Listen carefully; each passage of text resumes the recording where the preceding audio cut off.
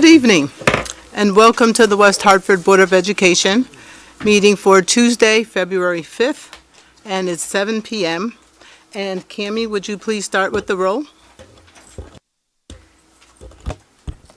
Mrs. Blanks? Here. Dr. Greenberg? Here. Mr. Levine? Here. Mr. Polun? Here. Ms. Polun? Here. Dr. Thomas Sparkison? Here. Mr. Zdanowitz? Here. Student Representative Gus Bacon? Here. And Megan Striffcave. Here. Thank you, Cammie. Megan, would you lead us in the pledge?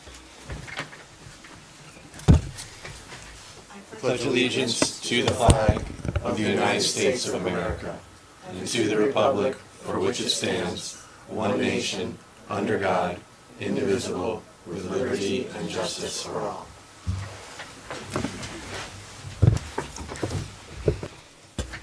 Okay. We have no revision to the order. Revision to the agenda order that I know of. But we do have student participation. And we have Smith School with us and Conard High School Computer Club. So can we come on up? And if we have any parents here who would like to take photos of your children, please feel free to come up to the board table. I want to thank the Smith honored students for coming tonight to discuss this great program you're going to hear about in a minute.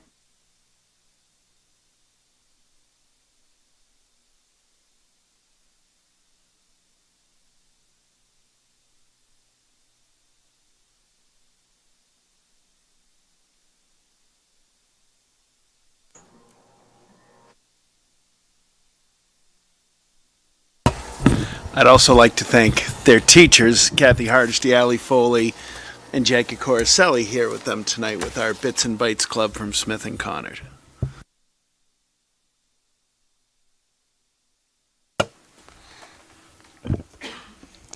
This is the Bits and Bites Club, a partnership between Smith STEM Elementary School and Conard High School.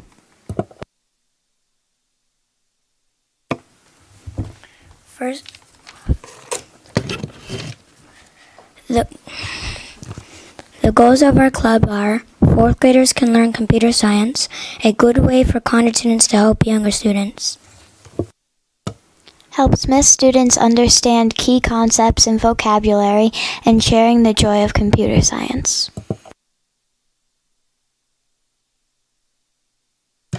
I'm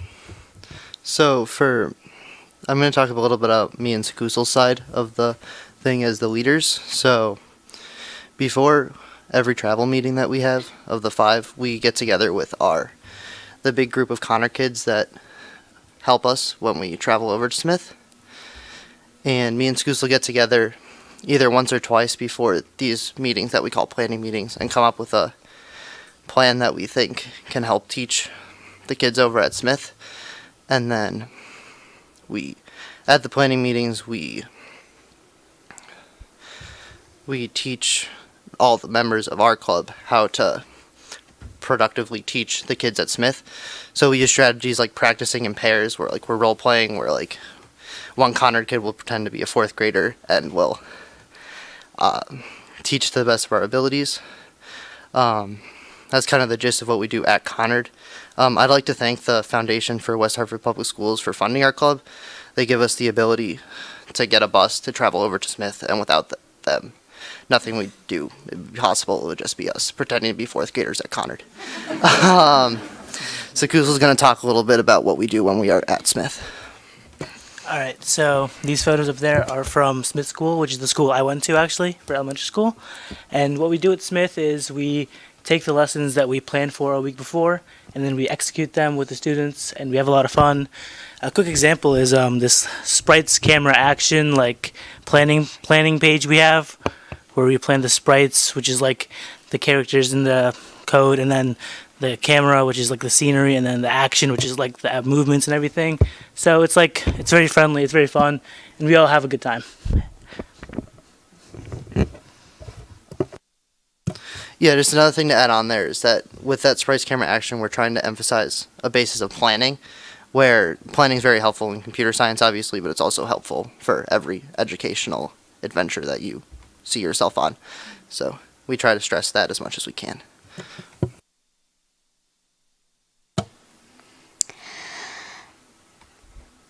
This is my sprite project.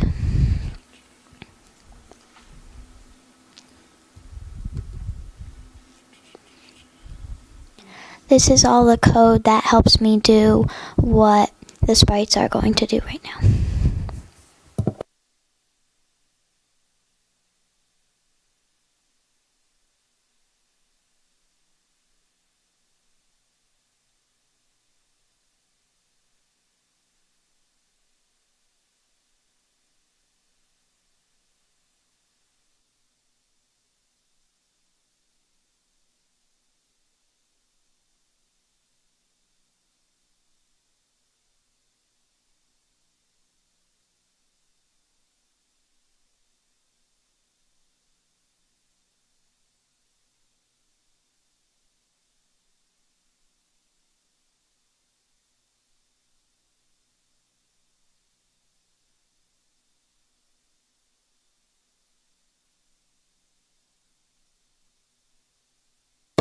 This is my Scratch code.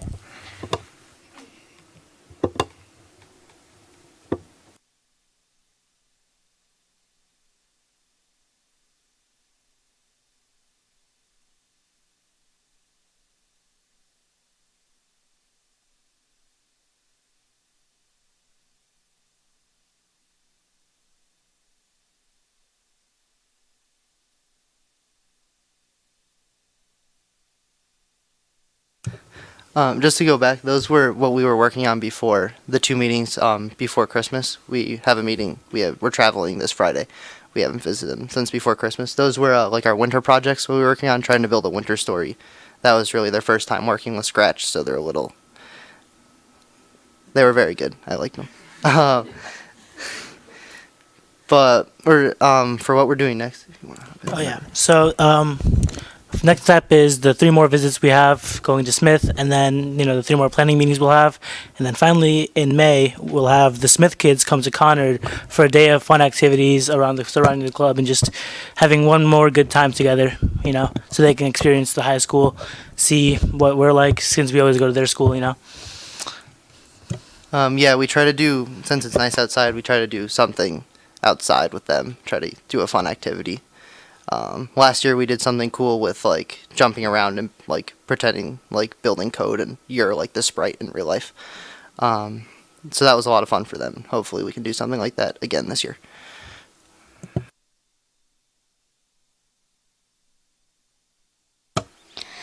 We hope Smith students will continue computer science in high school and middle school. We hope Conard students will take computer science courses in college and might even think about a job in computer science after college.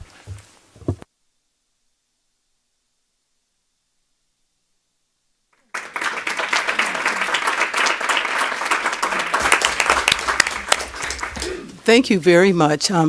This is great, and this is a classic example of partnering between the high school, the elementary school, and our West Hartford Foundation. I mean, this is just absolutely wonderful, and you just bring it all to light for us all to see that this can be done. And not only that, but you're going to continue on and come back. So just kudos and congratulations to everybody involved in this project.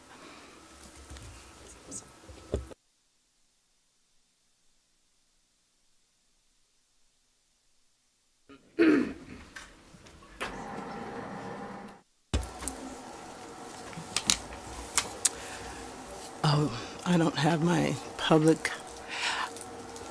Let me get the public communication. Next on the agenda is the public communications, and I failed to pick up the sheet, so I'm not sure if anybody signed up. Okay. Hello. Hey, Mary. How are you guys? Come on in. You know the room? Okay, so We do have one person signed up, and that's Jillian Gilchrist for school start times. So I probably don't have to tell Representative Gilchrist, but because of the rules, I will repeat it just the same. So there's 3 minutes per individual and 21 minutes per subject matter. And after the 2-minute mark, the yellow flag will raise, and then I think when she wraps up, or 1 minute, is it 1 minute? I always forget. 2 minutes, and then your red flag will be raised. And I know you won't go over, so I won't have to ask you to wrap it up. All right, good evening. I'm Jillian Gilchrist. I live at 329 Fern Street, and I am the current state representative for the 18th District of West Hartford. Thank you for having me here tonight, and thank you for your service to our community. I am here in support of later school start times. I feel as though change is never easy, but the research is clear that this is what's best for our students. And so I really I come to you tonight as the new state representative to hopefully build a partnership with this initiative.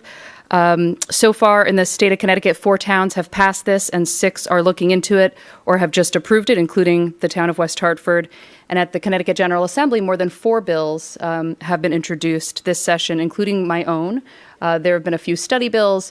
The bill I proposed would require the school start time be later than 8:30 across the state. And so I do anticipate that there will be a conversation at the Connecticut General Assembly, and I'd love to engage you in that work. Again, please think of me as a resource, and I'd love to help with the work you're doing here locally. Just as we need states to push sometimes on the federal government to make changes, we also need our towns to push on the state. And so I don't think this is an either or. I see this as a partnership, and I think it would really help our work at the state level if we had a community like West Hartford that is looked to as a leader on public education making this change. Thank you for your time. Thank you.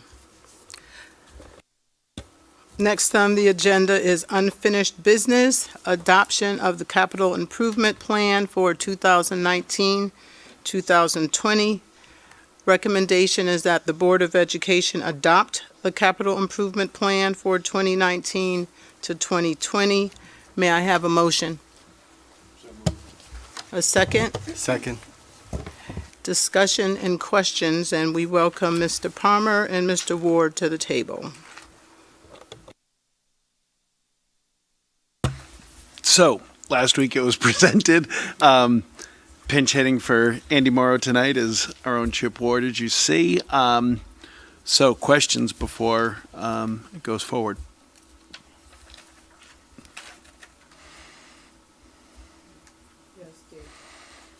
Thanks.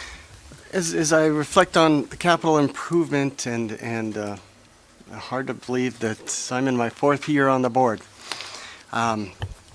One of the things that we have discussed over the years and discussed in detail last year was the possibility of including air conditioning in the schools. I remember that from that conversation, this board said, you know what, we see that some other districts are doing unique projects, so we might want to keep an eye on and see how it goes with them. Maybe there's new technologies or anything like that. Now, Bob, forgive me, I didn't prep you for this ahead of time. Do you have any thoughts on technologies or the possibilities of air conditioning since we met last year? Yeah, I mean, I've been in discussions that an engineer that we utilize quite frequently for projects in West Hartford also has been the one doing the Glastonbury projects. So, and I've had some informal discussions with him. There are some new technologies that we might be able to utilize in some of our schools that would be a more cost-effective way, which would also provide fresh air, which was one of the major concerns that we brought up, is that we don't have, in a lot of our elementary schools, we don't have modern fresh air systems. So, along with air conditioning. So, but it would, they're called univentilators. They sit in the classroom. they've been used historically for heating, but they're also very noisy, and typically frowned upon in classrooms because of the noise levels. But the new technology has made them quieter, and they do both air conditioning and heating now. So there are some new technologies out there. That is one of the technologies that was utilized in one of the buildings in Glastonbury. It seems to be working well. There's a couple different vendors that make those. So yes, there are some different things that have occurred in the last few years that might help us to re-examine this issue. Thank you. It's good to know. With that in mind, I recall that in the past, the board had placed an item in the capital improvement project, kind of a placeholder.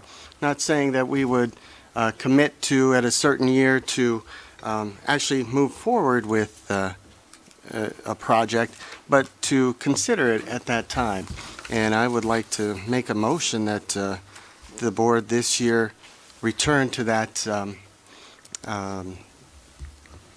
procedure where we add possible, understanding there's not money now, but to add, make a motion that we add a placeholder 2 years from now, that the board at that time could then review. And this would be the placeholder that we had before to just do a study, because that's a first step. And the board at that time could make the decision whether it makes sense then or to not. So I place that motion forward. So for clarification, kind of present it forward tonight, and that would move so that in next year's proposal, not to put a cash value on it this year, for this year's capital improvement plan, but when we do next year's capital improvement plan, have money set aside or an idea of the money that needs to be set aside to do the study of what it would cost. Am I capturing it properly? 'Cause we wouldn't amend this year's CIP. Okay. We can. I'm just trying to check on what the Sure. Since you said without any money in it, it's kind of going back to what we had last year, where it was proposed prior that we would have a study included in it, and then when we brought up last year's CIP, because of various state issues, it was decided not to fund it at that point, so we moved away. So it's basically going back to that, if I'm reading it That's correctly. correct. The system that we had in place before. To keep it as a reminder so that the board, keeps this in mind as we go through the years. Just for clarification too, because I don't want to legislate for a board that will look different. It'll be a different board a year or two from now, and you're asking us to put placeholders on things that a new board would have a decision on, where I would like to see that board make the decision on their own instead of us forcing their hand 2 years from now without them knowing any information behind it. I'd like them to at least have the opportunity for that board, however it looks, a year or two from now, because we know election November, and 3 of us are up for election, that decision be made for that board. You wouldn't like anyone telling you what to do on this board from a previous board, and I feel the same way, that we shouldn't do that to that board, however it looks, and leave those decisions to the new board. That would be my... Thanks, Mark. And I'm not suggesting we make a decision for the board. I'm suggesting that we put an item out there for their consideration. One of my concerns is that if we let this drop off, and there is change that will happen on the Board of Education, the institutional memory can be lost from time to time. And I would like to just keep this for a couple years out for them to consider at that time, where they can make the decision, yes or no, if they wish to proceed with this, or perhaps table it for another couple of years. Did you have something? Oh, I just said it needs a second. Oh, yeah, I second it. Sorry. It's just then we can just talk about it. So what I wanted to just clarify, we have a motion on the table now. So do we need to amend the current motion with this? I don't think so. I think it can be I would say that it's more of almost a future agenda item that would be discussed before we go forward with next year's CIP, with the understanding that we're here, we discuss it so that either that it's discussed before next year's CIP, that we do something more on specific to air conditioning before the CIP, or that we would carve out something in next year's CIP where it's a proposal maybe for the following year or something like that. Because you wouldn't, even when we did it before, we didn't put in a placeholder. We put in, we need to kind of put in the placeholder after that. Because if you recall, with the CIP, if it's going to be tracked over 5 years and it's not an emergency over 4 years, we might say we'll put $20,000 towards this a year. And then in that year, or at that beginning, you would cancel that. And as we said last year, I think the study, we estimated, because any study with this, the problem is that it's not just simply putting the air conditioners in. Even with this, there's still, now it ties into ventilation and windows, so it is bigger than a bread box, as you guys know. So it is something that would take, to do a study, something to be put aside in next year's CIP. Or you could amend it and put something in this year's CIP, which would change it, with the codicil also of this is one of those things, like the regular budget, that the town manager and the town council can go forward with a CIP that's reduced, as it has been in the past. And at that point, we look at our prioritization of lists and we prioritize what's coming up. And as we talked about last week, because this is so fungible, as you brought up with, 1 year we had extra paving we could do because we had great prices, and so we did an extra parking lot that was planned for 3 years, but we did it then. So I don't think you necessarily need a motion as much as you need a discussion where this would be brought up in the future. You'd want it looked at in the CIP in the future, is my take, because it's not formally a part of this document at this point. So it sounds like I may be recommending that the board decide to encourage you to put notes 2 years from this year, that the board at that time consider a study for the installation of air conditioning in the schools. Mm-hmm. Is that good? Is that good for everybody? We don't need to vote on it, right? I don't think so. It's not a motion. Okay. Okay. All right. Are there other questions or discussion? We hear a lot about windows in the schools, and I'm just curious whether windows are exterior school building improvements, interior school building improvements, heating and ventilation, or something else. All the above. So I think if we were going to do a window project, we probably would put it under exterior school projects. So it's part of the building shell, typically. So yes. Thank you. Question. Recognizing that asbestos is projected to be pursued 10 plus years from now, do you have a guesstimate for when it may no longer need to be addressed? It will always be there. So the building materials up to the mid 1970s contained even beyond that, I think, asbestos. So as long as we have buildings that date back prior to that, we will always have some level of asbestos in our buildings. It's a lot of it's in the flooring materials that are there. It's sometimes in adhesives. It's sometimes it's used for insulation purposes, so inside walls, piping. So it's always going to be there unless we completely demo a building. We're always going to have some level of asbestos in there. So the good news is that we know how to manage it and to minimize the risk, and there's regulations in place that we follow, both state and federal, to manage those risks. It's very routine to us.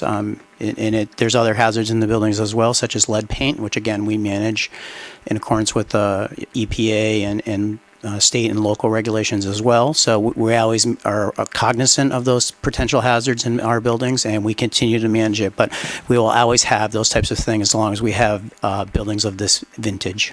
So, and it's actually a good question, because we see asbestos abatement and it's kind of like, oh, they're doing asbestos abatement. We are, but that's not the goal of what we were doing that summer. We're doing something else, and anytime you do something else, you have to do an abatement for the asbestos, because in the dormant setting, it's fine, it's there, but once you rip up a tile, once you take off a piece of the wall, then you need to tent and do the abatement, and so then that's clearly work that gets done over the summer. So the abatement is just kind of what attaches itself to the regular project. It's never really the standalone goal.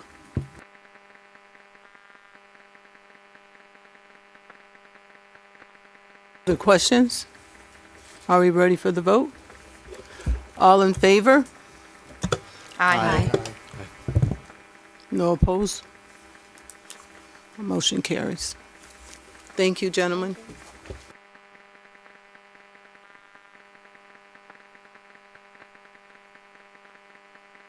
Under new business, a motion by Cheryl Greenberg, Robert Levine, and Deb Polun to accept the revised policy 6310, first reading. The recommendation is that the Board of Education accept as a first reading the following policy, which was revised by the Board Policy Subcommittee, 6310, graduation requirements. And we welcome Ann McKiernan and Paul Vicinas to the table.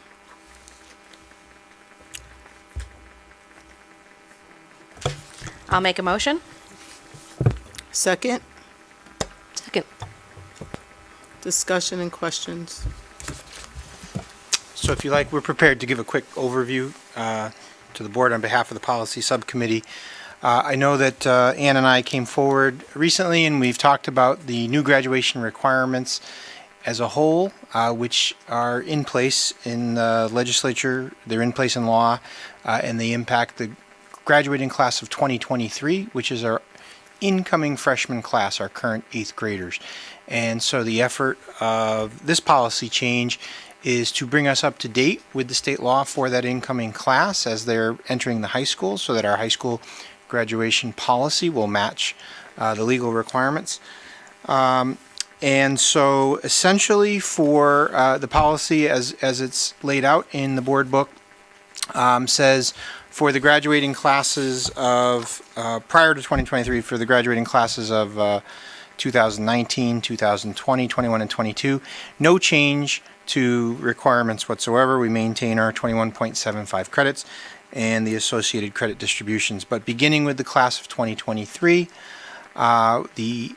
we increase the credit requirement to a grand total of 25, and we change some of the credit distribution requirements in accordance with state law, which is specifically to say a requirement of 9 credits under humanities, inclusive of 4 credits of English language arts, 3 credits of social studies, and within social studies we are maintaining our course-specific requirements, civics, U.S. history, and modern world history, with room for a half-credit elective, 1 credit of world language, and a half a credit of arts. And the arts requirement was part of a state mandate, and we asked for a half a credit. They did not name the amount of credits. We asked for a half a credit, which pretty much locks up the majority of the 9 credits under humanities. The second big umbrella category is STEM, science, technology, engineering, and mathematics. A total of 9 credits are required by the state. We are seeking to maintain our 3 credit requirement in mathematics. We are looking to increase our science requirement to 3 credits, and we are looking to leave the other credits flexible for students to choose between mathematics, science, technology, and engineering electives. In addition, the state has increased its health requirements, so we are looking to amend our physical education and health to come into compliance with what the state will require for the graduating class of 2023, which is 1 credit of physical education, 1 credit of health, and just for your benefit, what that's going to do is just change our delivery model slightly in terms of how we blend. It used to be that health was a 10th grade semester course, and it's just going to change how we deliver it in grades 9, 10, and potentially 11 and 12. And last but not least, as part of the new state requirements, there is a mastery experience credit, which we've included, and we seek to have as flexible as possible to offer students as many opportunities to pursue interests and essentially demonstrate their knowledge and understanding of content as well as skills that they've gained across their 4 years of high school and in all of their preparatory years, K through 8. So pending your questions, that's kind of a pretty much an overview of what the new policy entails. I just want to say that one of the pleasures of serving on the board in West Hartford is that we have a school system that's actually thoughtful. When this conversation first started a long time ago, but when it actually looked like they were going to implement the 25 credits, everyone all over the state was going bonkers. Oh my God, what are we going to do? What are we going to do? And I just wanted to commend you guys because obviously you took it seriously, but you also took it as an opportunity to think about what we want students to know. And the way that you guys have envisioned the capstone, the way you've divided things up, I just want to commend you on having taken the opportunity not just to fulfill the new requirements, but to think about what we want education to look like and how we can tailor it to the needs of specific students. So I just want to say that I am grateful for that.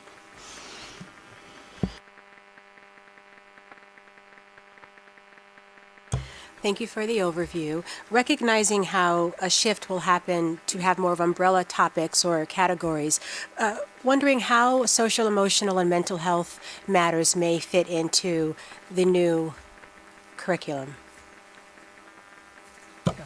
So social emotional learning is something that we definitely talk about. It's a component of our district development plan, and we have a number of pieces that are in place K through 12. I would say that we don't yet have a standalone curriculum, a course in social emotional learning. It's really more a part of our pedagogy and our instructional approach. It's certainly, you can see it in tangible ways when you look across whether there are advisory periods, certainly in the middle schools, and then in the high schools they call them some different things. They call them red zones and things of this nature. But those are opportunities as well as special programming events that we have where we're trying to attend to an inclusionary aspect and understanding of social and emotional norms and how to interact with people and how to know yourself. So that's pretty much the main means by which we're attacking this, as opposed to treating it as a content specific. The true intent is to embed it across all of our classes through our instruction, through our policies in terms of expectations for student behavior, and our relationships between adults and students in the school. I think one of the things that's important as we talk about this is maintaining. West Hartford's always believed in choice for our students, and that's something that I think the students embrace. A West Hartford student, and this was when this first was drawn up, our biggest complaint was they treated careers as if music couldn't be a career. When this first came through the legislature, they treated the social sciences as if those weren't really careers, and that the careers were focused on just math and science areas, and that has certainly shifted to the state level since then. One of the things we see, as we've talked about as a board, is the legislature suggesting courses and mandatory courses. We've had people say personal finance should be a course, mandatory course, and I love the idea of personal finance for every student, but does every student have to take that same course, or can we embed elements of it in an economics course? Can part of it be embedded in a U.S. history course, a math course? And those are the kind of things that we try to do with social emotional intelligence too, social emotional learning.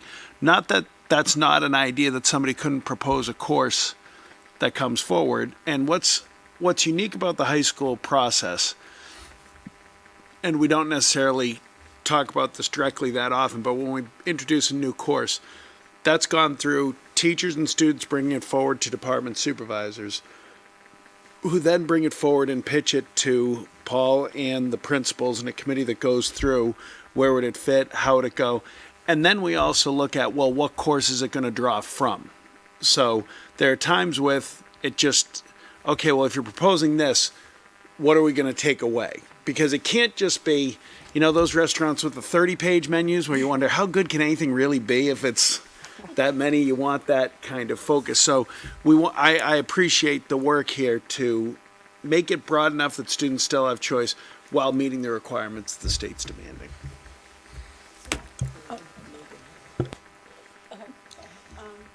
I had a question about the health education. I noticed there's going to be a big increase in the amount of credits. And this has been something I've been talking about with a lot of my peers because it seems kind of the general consensus is that basically you can kind of take it, most people I know took it over the summer and you can kind of take it for a week. But I think a lot of that gets lost. So I think it's awesome that it's being increased. I want to know, is it more because there are more requirements that they need to go over, or does it look like there was a need to go more in depth into the topics that were already being covered? I believe, I don't know the state's exact impetus, but they just, when the state increased this health requirement, I believe there are more topics, but there's also needed more time. And the increase is pretty significant. And the way, Megan, I know you're particular concern in this area because we've spoken about it.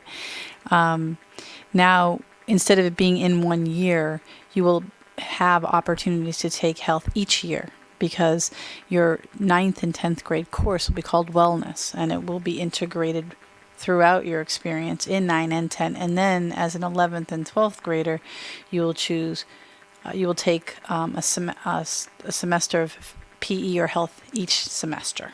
So I think that we have an opportunity to do both, which is go deeper in certain topics. Currently, there's a K through 12 health vertical team meeting looking at our entire curriculum from K-12 to 12 in this area. And it's great timing because we have this opportunity to look at everything we do and not only continuously update, but continuously improve, not just add, as Dr. Moore was just saying, sorry, Mr. Moore was just, Superintendent Moore was just saying, but, it's not about adding, it's about providing depth and good experiences that are really relevant to children. So I think it's a great opportunity, and I know you've been interested in continuing to talk about it, so I invite you to, I know you're interested there. Yeah, if you could also, Paul, and Ann, talk about the opportunities that they won't have as we've kind of shifted health and PE with course offerings. Yeah, that was, I think, going to be my piggyback. That I know we've had a lot of discussion around the board table over the last several years in and around our physical education programming and what it looks like. So as Ann referenced, in 9th grade, it'll be a blended model wellness program, but in grades 11 and 12, the intent for the incoming freshman class and those classes thereafter will be that the PE program has electives in those areas, different health electives, different physical education electives. So, for instance, I might be interested in a course in fitness and nutrition. I might be interested in a physical education course in team sports, or that's maybe individual fitness planning, something along those lines. And some of those electives we are going to be able to offer in this coming semester in order to, as we start to write that curriculum and as we start to differentiate. So I know that question of how do we create better student choice within our physical education and health programming. The good news is that the timeliness of this change has sort of helped us to really make sure that we were putting forth 100% effort. Just wanted to piggyback again, or rather follow up again. I appreciate what you shared and what you shared to my original question. And so if I'm hearing you correctly, it sounds as though it's not so much having an exception, a separate class, but the purpose of social emotional wellness is interwoven throughout the curriculum from pre-K on up. Is that what I'm? Absolutely. I mean, it's a big component. We look at the social emotional wellness. We look at all the different components of that in terms of classroom environment, how students feel, how students react to each other in a classroom, and whatever curricular connections. And there are great places where there are very strong curricular connections, such as in a health class potentially, or within some of our social science classes. But it's really more the fabric of how we're trying to shape students in general in terms of their character development across grades K through 12. And that's so important because mental health applies to everyone. Many times people assume mental health just refers to mental illness, which refers to either normal or crazy. And no, the spectrum is quite long, and all of us fall somewhere on it. So glad to know the school is reinforcing the importance of being aware of your own mental health, but also knowing that there are opportunities if someone may fall somewhere else on the spectrum, addressing a mental health concern, that there are opportunities for that. We just don't want to, I'm sure, we don't want our young people to have the assumption, or rather perpetuate the stigma of a mental health concern. So thank you for addressing it from a broad-based perspective. I think one of the things that we've seen that deals with both your question and also what are we trying to do as an educational system.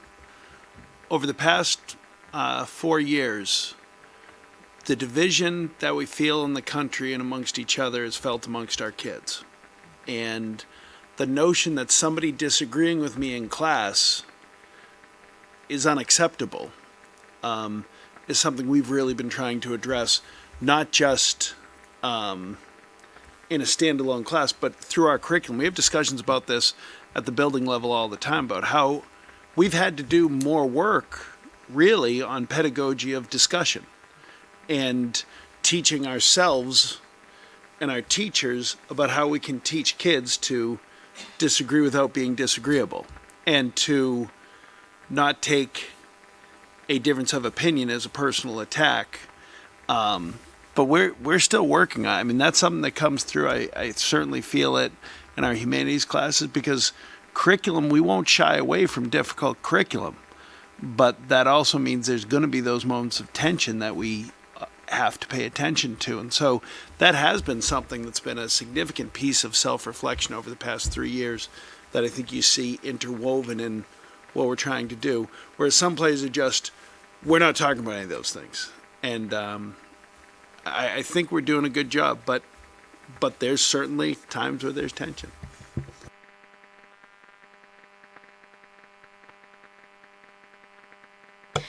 We had a great discussion in our subcommittee meeting around what might be meant by the mastery experience. So for the benefit of the rest of the board members and the public who might be watching, can you talk a little bit about that mastery experience project? Thank you. Yes, as we shared in the policy meeting, I think this is one of the most exciting, probably the most exciting aspect of the changes.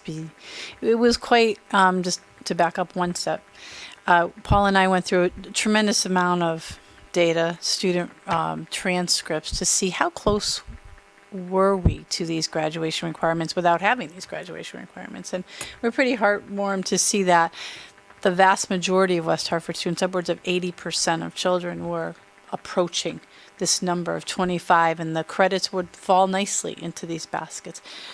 One of the things that we thought was important for our children is to keep as much choice for them as possible. So we really didn't want to lock down more things for them than we had to by the state. And that led us to this one credit that's not a seat time credit, a mastery credit, where students will demonstrate through their own choice and their own interests what they know and can do. And I think that's really exciting because now children will choose how to demonstrate in their own way mastery of a subject.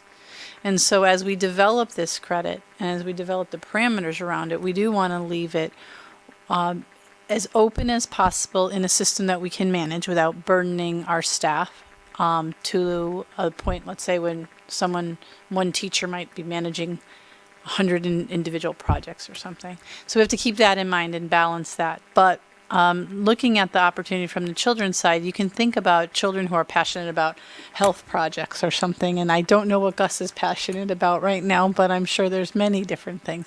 Maybe they'll take a civic project that they'll lead themselves, and then they will choose to create something significant in the community around their passion. It might be something that is like more class driven, such as like an AP research project that they will present to the community. So we could see it being tied to classes where students see a standard, a mastery standard, something like the Witness Stone project, which is something real and in the community that they might take and produce. But the project will be for students to find a project, a topic that interests them, that they will do a significant project around that can take the form of perhaps getting a certification in an area. For instance, maybe a programming student wants to go out and get certified in a Microsoft certification. Someone might want to work on a civic project. Someone might want to do individual research on a math or science topic or a social science topic. So we're going to be developing and getting a lot of teacher input on the different ways that students can achieve this mastery. Some districts have had all the children go through what you might call senior project class. And that is an option we could explore, but I think we would like to stay broader than that, so that we can see all the things that the children can do. And I'd add to that it doesn't have to be in the senior year. Children could start that project as early as they could think about it, start to create it, and get in contact with an advisor, whether that be an advisor in the community or guidance, a school counselor or teacher, and they could start that as early as probably the end of their freshman year. So I'm pretty excited about it because, the point of school is so kids can go out and do something with what they've learned with all this knowledge that we hope that they've gained. So that's a little broad overview. We do have a lot of details to work out about how we can manage it. At the subcommittee meeting, we did hear concerns about making sure that our teachers are considered, their time and their role they'll play in this as an important consideration for us. But we see it as a very exciting portion of their experience. Thank you, Ann and Paul. So my question is similar to how you just wrapped up, and that is in terms of rolling it out, because this is going to be new to that incoming class, if you will. So there's going to be some anxiety, I'm assuming. Perhaps not just among the students, but parents as well.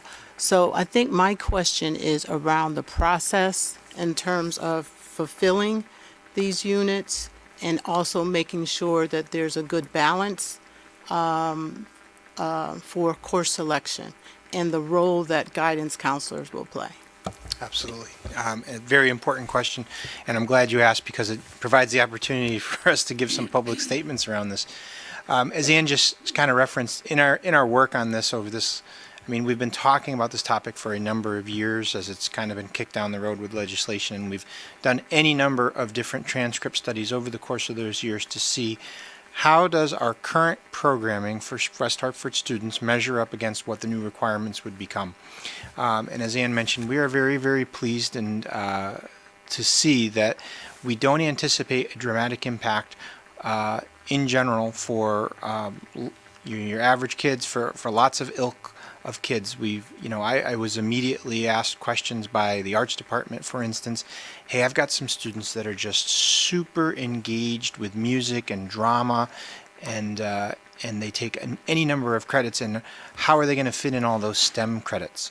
And we looked at their transcripts and we saw, oh my gosh, they were fitting all those STEM credits already. There was a dramatic amount of overlap between those groups. And then I had the similar question, come at me from, say, the World Language Department students that are taking multiple languages, and so on and so forth.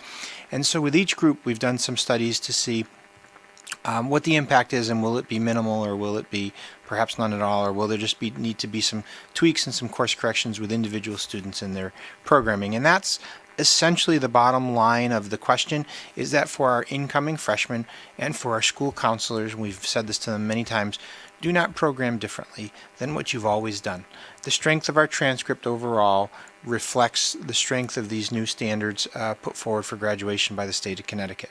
And where we need to make some tweaks, and we're looking at that. We're looking at, say, students with disabilities that might have a content support class that was previously not credited. And, so it was time in their day that they needed in order to access their education, but they didn't get a formal credit for it. So we're looking at that. We're working with our pupil services department, looking at building in some curriculum for some of those courses in terms of skills seminar, and providing credits so that we're not disadvantaging any student from being able to hit that 25 credit threshold. So we're very pleased. We have a very, very high percentage of kids, and we're doing work in the spots where we might have some concerns to make sure that kids can have an equitable, shake at all the credits in the same time frame that they always have.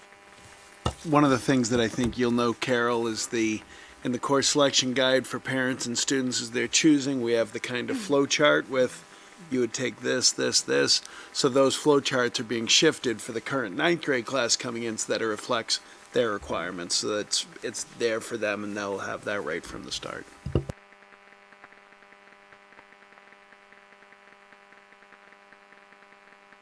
Are we ready for the vote?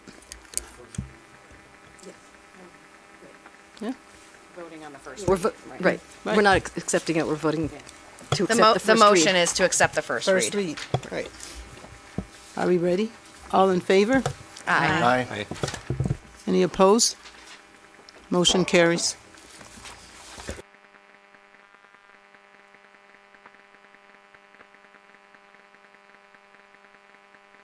Staff communications and reports.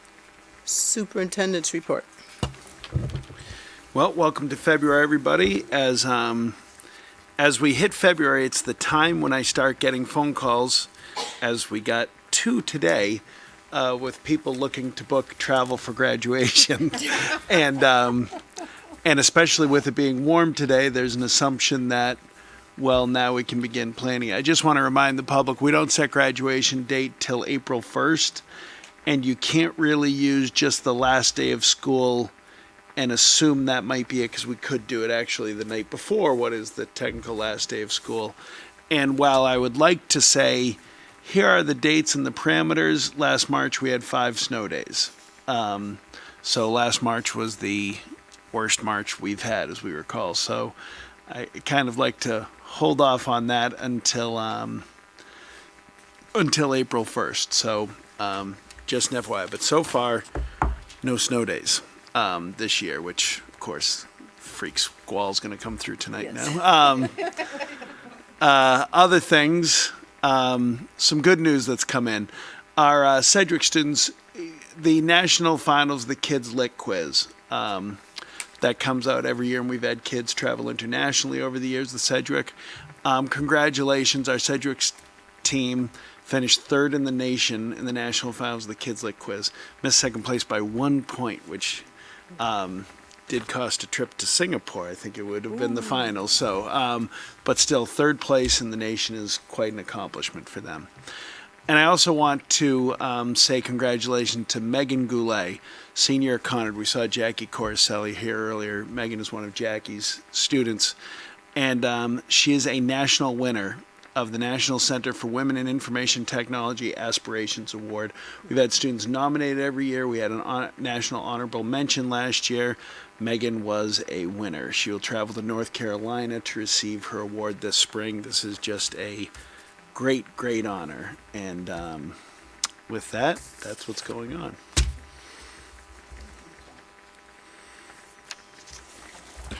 Next up is staff reports and board discussions. Personnel report, Mr. Rick Ledwith. Good evening, everyone. Personnel report can be found on pages 12 through 14 of your board packet and reflect the changes in certified staffing that have occurred since our last report. This month looks a little bigger, and it is a little bigger than our normal February report, and that's because this is a combination of our December report and February report. Remember, the December board meeting got canceled, so we combined these 2 reports together, so therefore it does look a little bigger than normal. We've added 4 certified contracted teachers since our last report and 12 interim contracted teachers since our last report. And I'd highlight that probably the one unique thing within this report is we have 3 mid-year retirements, and that's a bit unusual. We usually get on average 1. Generally we'll have 1 mid-year retirement every year. This year we have 3, but all of those teachers gave us plenty of advance notice, so we're able to go out and hire a highly qualified teacher to fill in behind them.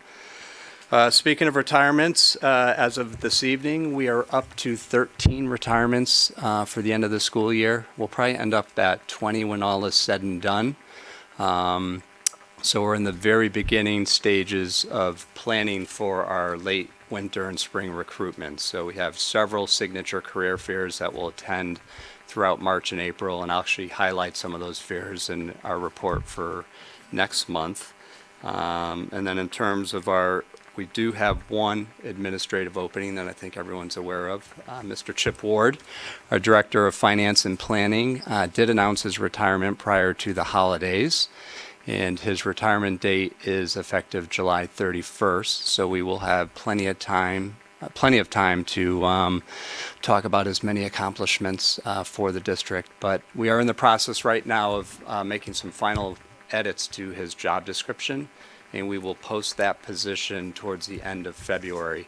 And I know that position will be important for the board as well as us, so we'll keep you up to date from start to finish on that entire recruitment process.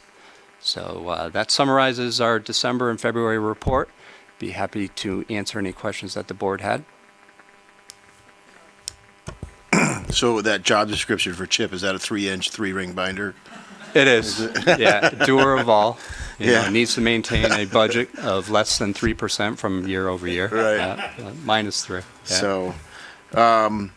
So I noticed the retirements as well in midterm, and I found it unusual too. It was a thing that stuck out with me. I don't typically talk about that, but what's the advantage of a teacher doing that versus waiting for the season? I mean, it's their own personal life, and they can do what they want. Because I see one that is teaching again and then retired. So it must be tough on you if they don't give you enough notice.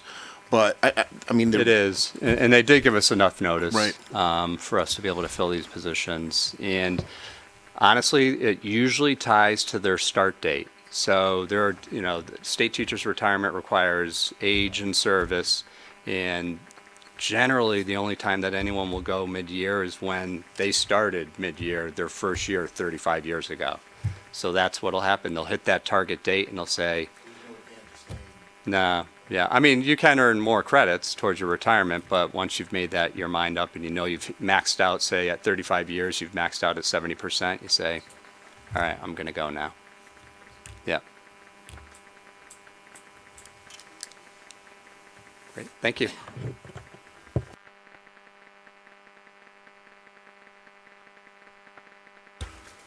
Next staff communication report is the role of the curriculum specialist.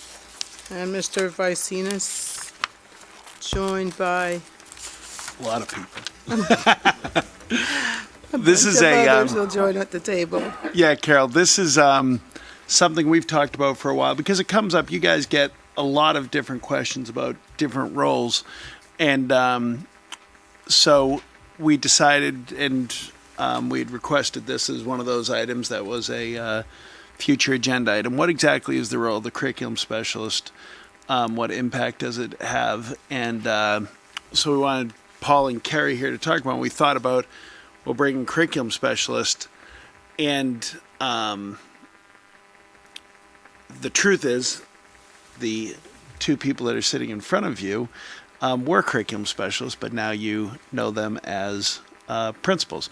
Christy Laverty at Duffy and Kelly Browse at Bugby. And they've gone through that pipeline of curriculum specialist. And so we thought they added a lot because that is a unique role of the curriculum specialist also. So with that, Paul.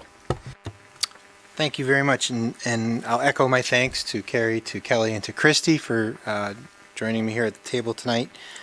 And really, as you know, the curriculum specialist, it's a teacher leadership role. It's a long-standing role that we've had in a district that I will bet you any amount of money that the people to my right will say is simply integral and invaluable to them as principals in terms of running the school. Our curriculum specialists have a very broad range of responsibilities that we tried to outline a little bit in the written report relative to curriculum writing and implementation, training of teachers on the same, relative to best instructional practice, pedagogy, and again, helping to train and support and model with teachers on the same, relative to assessment, in terms of both response to assessment, data and results, working with student success teams or data teams as part of our state testing and building testing coordinators, and as part of really what is good assessment practice, and again, working with teachers and with students. They can also help with any number of other management type responsibilities as an aid to the principal in terms of scheduling, in terms of working with students, in terms of monitoring of teacher and building responsibilities like bus duty, CAF duty, recess duty, things of this nature. They're simply invaluable. We can't say that enough, but I know that you've read the report, and I'm really more interested in, rather than have you listen to me talk about it, engage these folks with whatever questions that you might have.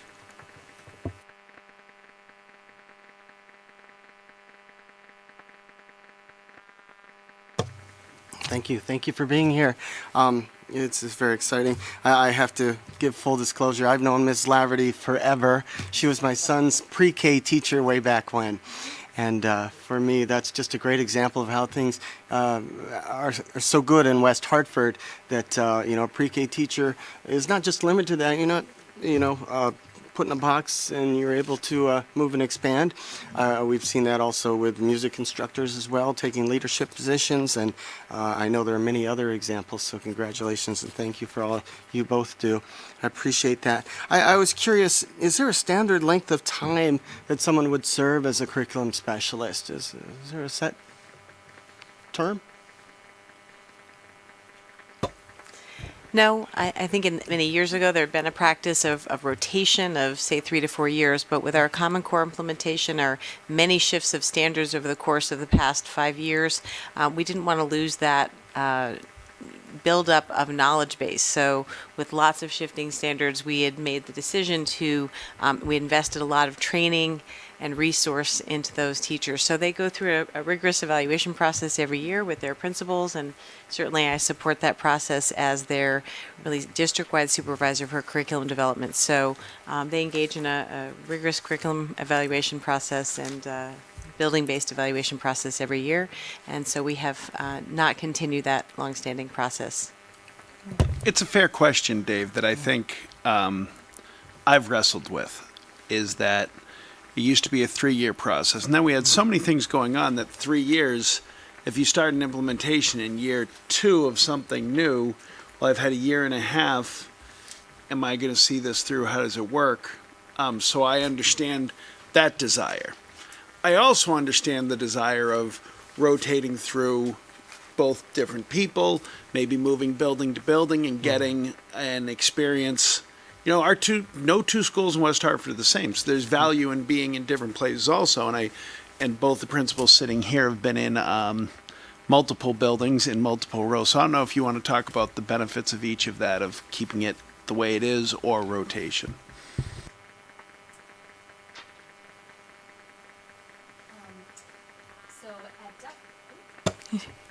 One click. So at Duffy, we have rotated CSs frequently over the past 10 years. So many have served in the role. Currently, I do see, there's great value in building relationships both between the adults in the CS and the students. Currently, Christine Morey at Duffy definitely takes that to heart, and she's serving as a mentor to a student. She serves as a check-in, check-out person as part of positive behavioral support. And then one of our big initiatives this year is the implementation of collaborative and proactive solutions. And so that's a good example of we have a 3-year plan. And there's great value to having a partner in that work, a co-leader in that work, supporting teachers in the work. So I'm hopeful. This is her 2nd year at Duffy, but there's great value in her staying in that role and seeing through. And CPS is just one of the many sort of action plans that we create as a leadership team. So I see it as value in investing in the role for at least a few years. Yeah, and I would add, the role itself does take on so many different faces just in one day, but people get into the role for different interests and what they're looking to pursue. And while the two of us are sitting here and we're interested in building our repertoire and our experiences and taking that to the building principal level, I think other people are also interested in the role because of the ways that they affect the entire school community, as you described, and have a hand in so many classrooms. So I can see how, that rotation idea of, I think about how amazing a teacher Katie Feldman, my CS, is, and would she want to go back to the classroom to have that hands-on with kids ever? That question of rotation comes in, well, she has a hand on children all day long and on teachers and classrooms, and it's having such an impact on so many classrooms at this point, that there's benefit, and I think it's situational, which is why I'm glad that we've moved away from that expectation of a length of time, because I think people are in it for different experiences and bring different backgrounds to the role, and so I think each CS has a unique experience with it, and to your point, each school uses them and works in different ways too. Thanks. And then I'd like to ask Kelly and Christy, you've both had a path that led you to the principal. What are some paths that other curriculum specialists have taken after they've completed their role as a curriculum specialist? So we're really fortunate.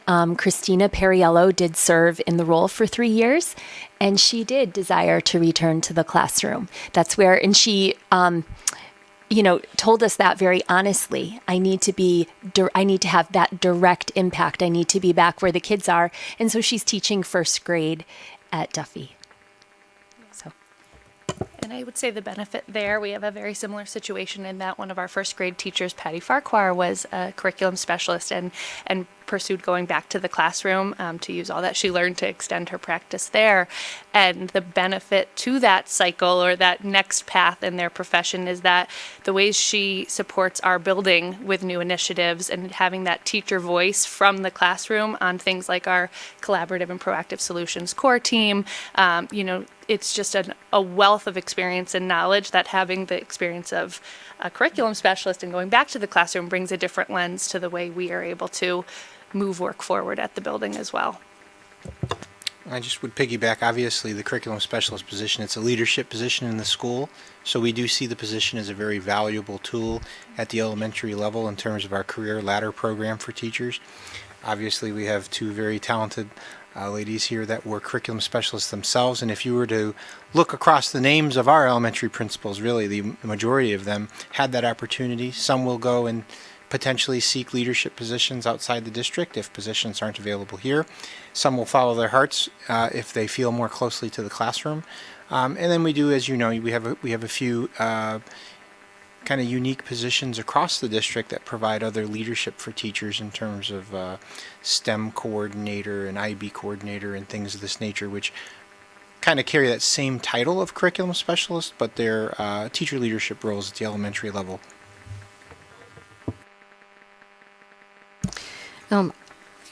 Thank you. I think you've underlined some of the reasons that I think it's so great that the curriculum specialist is a teacher, not a professional in other ways, which is also great, but that they bring specific teaching skills and commitments.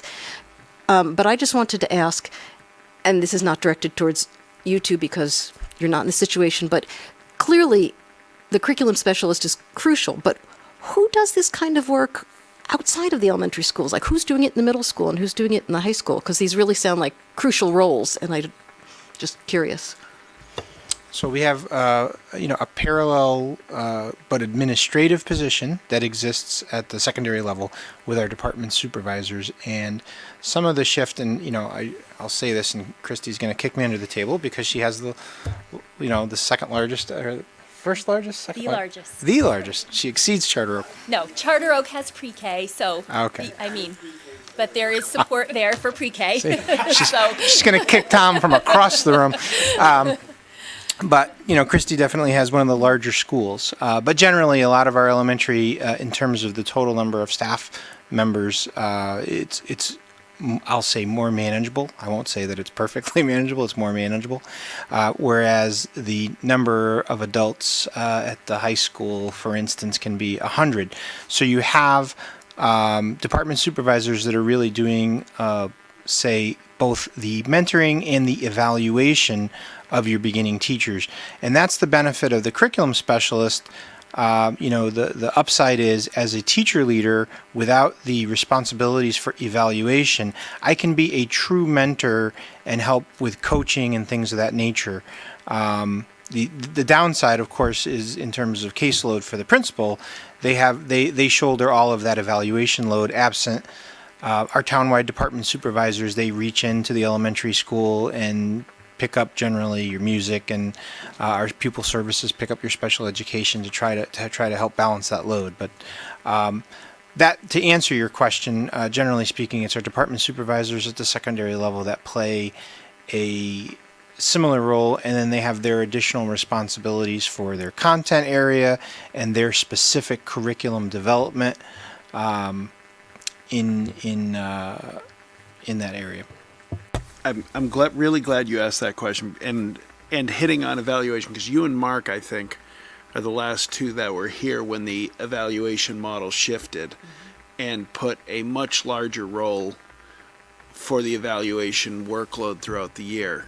Enough so that we used to have 1.5 more administrators that were really brought in, retirees, kind of piecemeal, 0.4 each, to do evaluation. And as we've seen the elementary shrink by 28 sections over the past 5 years, and we haven't been hiring, so you don't have as many in the non-tenured as you did, we've been able to pull back some of that evaluation support. But the teaching and learning part is really where the curriculum specialists have to be at the forefront. The principals can't be out of the building for a day of training in case something happens at the building. Whereas if we're implementing a new program policy, we can pull in a curriculum specialist and then go back and work with the principal, and it's just a different model, and work under Carrie's leadership coming together so that we still have our principal in the building in case something's happening where they're necessary.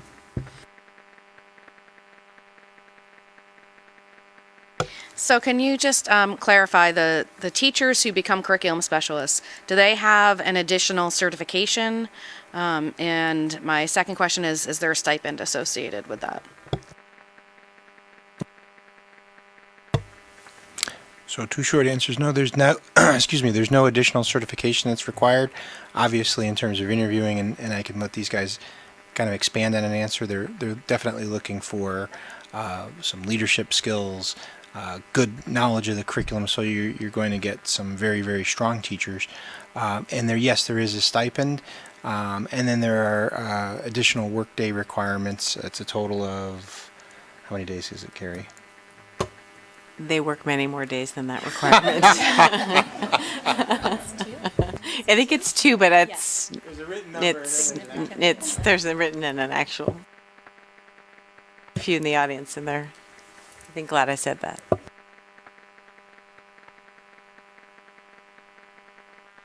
Ask one question of them just because I want them to hit it, which I should have told them ahead of time.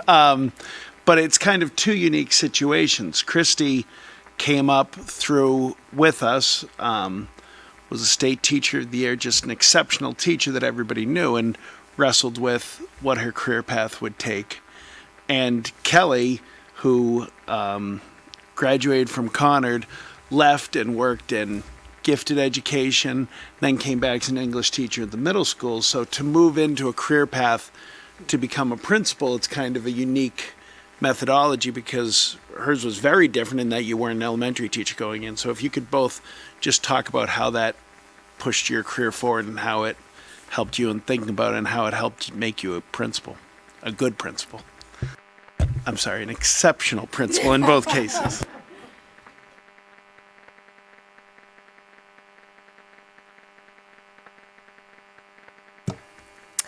I think, I was super fortunate at Whiting Lane where there was many opportunity to take on teacher leadership roles. I had a gifted mentor in Nancy DePalma, who was my greatest cheerleader and provided the support and the resources and the opportunity to take risks that really pushed me out of my comfort zone. And then once you catch the leadership bug, it's hard to not have it, because it just became, that moral purpose of impacting the vision, the moral fabric of a school, being able to sort of promote that vision and create the action around it to impact the greatest number of students and teachers. It just, once I caught it, it was hard to lose. And I was just very supported every step of the way through all of those years, which brought me, it was Rick who called and said, we think you should, try Duffy, the CS thing. So again, that support in taking the risk, and then, having the opportunity to do that for 2 years just led to the next thing.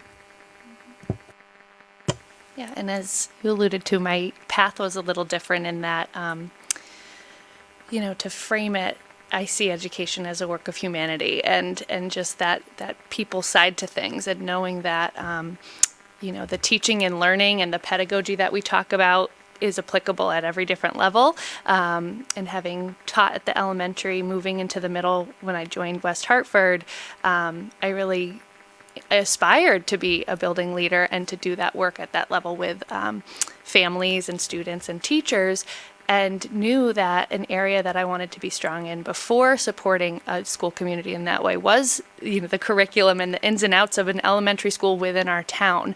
Having seen it elsewhere, the experience was there, but I wanted the opportunity here to embed myself and understand more about the exceptional practice that was happening before hopefully being supported in that aspiration, and to have the support that I did from, the people. I was a CS at Morley, and so being, brought on there from the middle school was, I'm incredibly grateful for that opportunity, because my experience did speak to the multifaceted role of the CS, and that we talk so much about their curriculum and their that instructional role that is integral and necessary for the work and that role that they play. But I think it also highlights the fact that there is so much more to what RCSs do in the day, between working with parents and teachers and having, integral roles in student plans and all those pieces. So it was such a unique experience just to really learn as much as I could, and while contributing in that. Really, there was a word in here, and it said just a exceptional responsibility, and I feel that about my current CS. She has an exceptional responsibility in her role because of how many things she does, and so that was unique before I felt prepared enough to provide a school community with what they needed for a building principal. And I'd be remiss not to point out, as Kelly was talking about some of those additional responsibilities, all of our curriculum specialists at the elementary school are our 504 case managers. So they have a direct impact on our students in terms of supporting them with their plans and meeting with their parents, and really being a very valuable and important face of the school in terms of that work. But going back to even that social emotional learning question that you asked. And just another piggyback at our SST, our intervention planning. So our intervention planning for mathematics, for reading, for behavioral plans, for the social emotional learning that came up earlier. They're really the key player to making sure that all of the team is at the table, making sure that that work for children is going forward and keeping that on track. Obviously, the building principals are highly involved in that work, but they're the people who are kind of behind the scenes, double checking on that work, and when you're out there in the building and making sure everything's happening, that curriculum specialist is behind the scene, making sure that behavioral plan is being followed, and checking in with the student or the staff who might need help in making sure it happens. So they're critical members of the team. I'll add to that one thing in that I know, because you reminded me, there is one administrator at the elementary level. And so to have a leadership partner who brings the lens of what's happening every single day in all the different classrooms, when we might get really deep into something that's on our radar, that day, and then you've got to make a decision or a plan for the staff for a couple weeks out, and they bring that lens of, well, here's what it's really looking like, and talking it through. It's just, the word is invaluable, but it truly is. So that part of it is also greatly appreciated. I just want you to know that you did not have to sell me tonight. I knew for a long time. I've been on board a long time and a parent even longer now with kids in the school system. And I've gotten to visit almost every school. I don't think you and I haven't met yet either. But so I've always been a fan. Sometimes people get wrapped up in titles, curriculum specialist, vice principal, things like that. And it doesn't really matter. The schools, we have a very successful school system, and it all starts, management is cause, everything else is effect, and that whole trickle down. So I've been a fan of that position for a long time. So just, keep up the good work, and thanks for all the hard work that you guys do. So I don't have a question, and mine is sort of piggybacking off of Mark. So it's interesting because I became aware of the curriculum specialist when my daughters attended Smith. And what I found even more interesting is when I attended the new teachers appreciation luncheon, I found it so pleasing that just about every principal acknowledged their curriculum specialist and how important they were to their everyday role, especially just as you said, if you have to leave the building, you could trust that person can step in and just run with that particular situation. So I really applaud you all sitting at the table, but the entire district, because some of my other questions were around mentoring and leadership and the path to that particular position, and then, taking it up a step further when you get into the administrative role. And I've experienced that because two of my daughter's teachers, one, she was their teacher, and then she went on to become a curriculum specialist, and now she's the vice principal at one of the middle schools, and then the other daughter's teacher is now a curriculum specialist. So it's like all of my questions was answered just going around the table and through your presentation, and it just continues, to underscore and bold what this district is doing, not only for the students, but for our teachers and our administrators. So, I just commend you all for what you're doing each and every day, because you bring the A game each and every day, and you're to be applauded. And I see Shannon Majinski back there, a principal at Aiken, and we've got, one of the things I'd point out is that, is it 8 of the 11 of you were curriculum specialists, correct? 7 of the 11. Of course she knew. It's all right. It was 8, Shannon. 7 of the 11 elementary principals had served as curriculum specialists prior to that, so it does serve that role very well.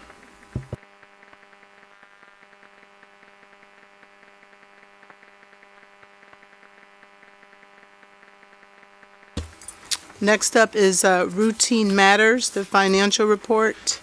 Approval of the financial report for the period ending December 31st, 2018. And the recommendation is that the Board of Education approve the financial report for the period ending December 31st, 2018. May I have a motion? And a second? Second. Discussion and questions for Mr. Ward at the table, and I think it's Deb's turn. It's my turn. Good evening. So this is our last report for calendar year 2018, and the good news is it's a pretty boring report. We like that when it comes to our financial reports. I'll just take you through a couple of the highlights.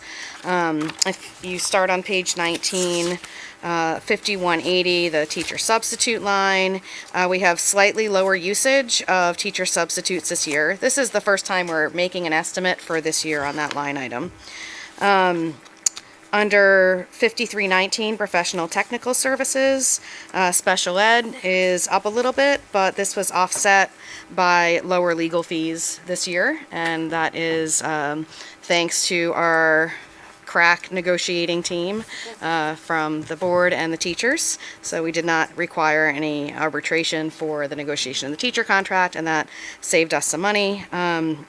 5430, the tuition line item, we actually have fewer students outplaced this year, and we will have a better idea of what our state reimbursement is for the tuition later on this month. So as you can see at the bottom of page 19, we're projecting a surplus for the end of the year of just about $1.4 million, which is pretty close to what the budget is. No changes on state and federal grants. So skipping to the special funds report, we have a small decrease in revenue from continuing education in that first line. The largest line item you'll see here, the biggest change, is in the preschool account. We have teachers and paraprofessionals in this line item, and we are, I'm hearing, likely to bring the paras back into the general fund for next year. This line item just isn't going to be able to sustain teachers and paras, and that's because we're capped for the amount of tuition that we're allowed to charge for preschool, and that is just not enough to sustain the needs that we have for staffing for the preschool. Moving to nutrition services, we had a great month in December. We have our meal counts were flat, our expenses were down, and so that is putting our nutrition services in a good place. Cheryl. I have a quick question, just about the preschool account. I just want to clarify, we're not changing the number of paras or anything like that. We're just budgeting them on a different line, right? So there's no actual change. It's a moving the numbers change. It's going to be funded out of the general fund in 1920 instead of out of the this fund.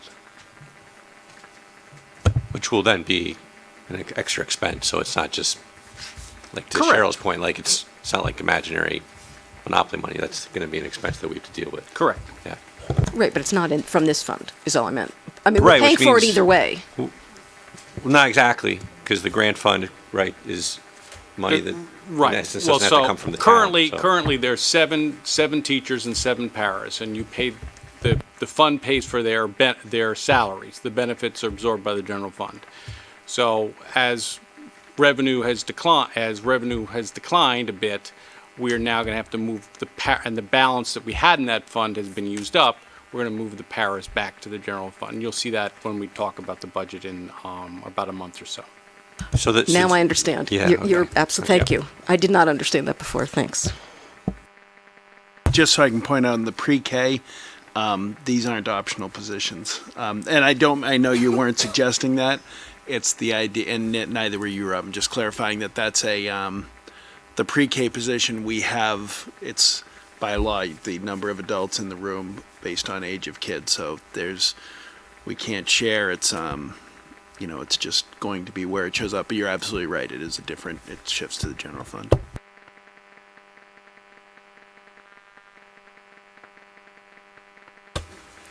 All in favor? Aye. Aye. Any opposed? Motion carries. Thank you, Mr. Ward. Approval of the minutes. So approval of the minutes from January 15, 2019, our regular Board of Education meeting.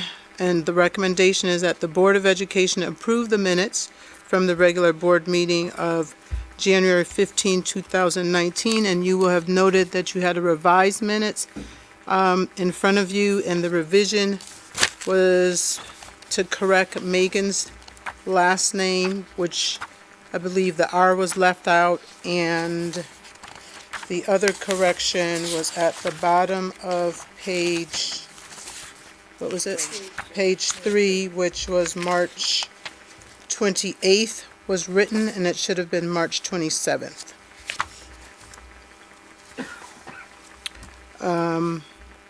So, may I have a motion? Did I So say moved. that? Second? Ready for the vote? All in favor? Aye. And no opposed? Any opposed? Okay, motion carries. Next up is information and reports. Board reports. Do we have any reports from other boards and organizations? Dave? Hey, I just want to give a thanks to Principals Christy Laverty and Jen Derrick for allowing me to visit the schools. We had Celebrate Duffy and Celebrate Norfolk in this last week. Lots of good food, good information, and cultural celebration among the families at the different schools. As I mentioned a little earlier, it's my 4th year on the board. I just find that hard to believe, but this was a great example. I got to see different things I'd never seen before at both of the schools. And at Duffy, for example, happened to notice, Duffy's one of our older schools. Well, it was built in the 50s, right? And I noticed in a small corner somewhere, there was a sign of Field Day Records, 50-yard dash, hop, skip, and jump, you know what I'm talking about. And it's old school. It's one of those little boards with the little lines, and you got to push the letters in, and they're real small. And it's got some records there that still stand from 1957, 1964. It's pretty cool. And, of course, the kids these days are yeah. Have a chance, it's over by the gym, is that right? And yeah, check it out. And then also at Norfelt, I happened to see Finn's Fashion Store. And this is a store where if the kids don't have clothes, or they need snow pants or something like that, you can go in and shop at the store. And it looked a lot like Conard's Spirit Store. But the key is there's no charge for anything at Finn's Fashions. So it's just a really neat a neat way for them to present that and, to introduce that to the kids, that this is something you may need and you go to the store and get that. I love that. And I met the parent, Cecily Lee, who runs that, and she's hoping that perhaps they can expand that concept to other places as well. So thanks for letting me visit. I just want to share that on yesterday I went to the first of 2 transition meetings for parents for children that are going into middle school in the fall. My oldest, I'm not going to get choked up. My oldest is going into the 6th grade, so I was there solely as a parent, and I want to truly thank the principals for King Philip, Sedgwick, and Bristow for doing a wonderful job in explaining the process, but really talking at the level for parents and recognizing the emotions that we have. Of course, wanting to support the process for children, but it was very validating as a parent, recognizing all of the changes that soon will come and recognizing that the way that we feel about it, it's okay and you're not alone. So thank you again for the wonderful principals. Thank you again for the school system and helping to prepare parents for this transition, because it is a transition for us as well. My daughter, she's ready to go. Mommy is just trying to get with the program. So I just want to give a hats off to all of the work that the principals there do, and thank you. The second one is happening on Thursday at Duffy. The first one was at Whiting Lane.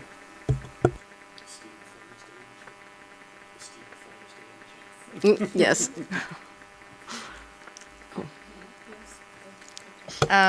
Just a note that the West Hartford cooking event is coming up on March 30th. Tickets are available now. This is the large event that benefits the West Hartford Foundation for Public Schools. And tonight we had a perfect example of the value of having a foundation to fund the types of programs that we might not be able to fit into our board budget, but which are so clearly valuable to students across the district. And I think we're going to have some chefs from around this table.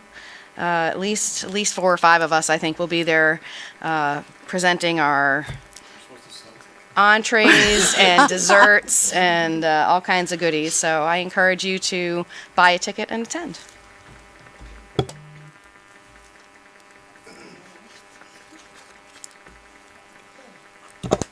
Thank you for that. Moving to non-staff communication and reports. So we'll have our reports from our student board reps, and Megan will go first. Hi everyone, my name is Megan Striff-Cave and I'm the representative from Hall. We're officially in a new semester, so it's great for a fresh start. Hall's student-directed black box show, These Shining Lives, closed on Saturday after a completely sold-out run, and the story told the story of the Radium Girls in the 1920s and 30s, and it was an incredibly moving show that I was lucky enough to see and loved it. Hall's comedy improv troupe, The Answer, which I run, is having a charity show next Friday. The proceeds will be split between three groups that are very close to everyone's heart in the group, the Connecticut Children's Medical Center, the Crohn's and Colitis Foundation, and the Connecticut Brain Tumor Alliance. So as a completely objective third-party outsider, I would love if everyone attended. Special thanks to the Hall Library and PTO for having Charles R. Smith Jr. come to speak about his story at Hall. To Hall students on Friday. Mr. Smith is an award-winning poet, author, and illustrator, and is actually the Coretta Scott King award-winning illustrator of My People, which was a picture book based on the poem by Langston Hughes. If that wasn't enough, he was also an American Ninja Warrior, so we loved hearing about his incredible life, and he was very inspirational. We all had a great time listening to him. And congratulations to the Concert Jazz Band for placing first place in their division at the Berkeley High School Jazz Festival. They are truly incredible, never cease to amaze. The West Hartford Unified Business Club was featured in the news last night for creating future work for students with disabilities, and we are so proud of the incredible work they are doing within our community to promote inclusivity. It's been really I watched some of the story, and it was really awesome to see what my peers in the classroom are kind of doing outside to help others. And today marks the start of the National School Counseling Week. So this week, sponsored by the ASCA, highlights the tremendous impact that school counselors have in helping students achieve school success and plans for a career. We are so thankful for our counselors and appreciate all their efforts. Special shout out to Miss Mahler, my counselor, if you're watching. Thank you for everything. And that's all I have. Thank you. All right, good evening, everyone. So it's hard to believe it, but we're already planning for the next school year. The Conard 2019 to 2020 program of studies is now available online on the Conard website. It's a tool that students can use to plan their courses for the next year and see what courses are available to them. Students should log into their PowerSchool to see their teacher course recommendations and to make their choices for next year.